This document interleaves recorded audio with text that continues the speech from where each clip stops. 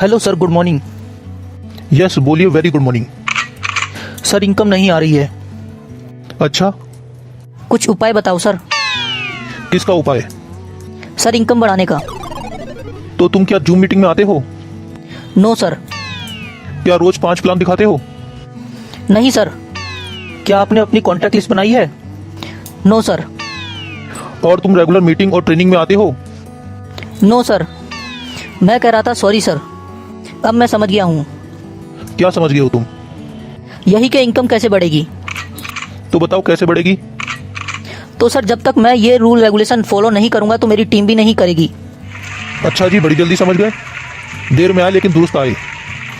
और सर, मैं आपसे ये प्रॉमिस करता हूँ, ये सब मैं आज से ही और अभी से फॉलो करूँगा, क्योंकि मुझे ये समझ आ गया है जब तक कि मैं इन चीज़ों को फॉलो नहीं करूँगा तब तक मेरी इनकम नहीं आएगी। Thank you very much sir. और आप लोगों को भी मैं बताना चाहता हूँ, आप इस बिजनेस को सीरियस तरीके से कीजिए, इसको मजाक में लेकर ना कीजिए, क्योंकि अगर आप यहाँ पर नेटवर्किंग में अपना टाइम दे रहे हैं तो उसे बेमतलब ना दें और पूरा कॉन्फिडेंस के साथ वर्क करें और 100%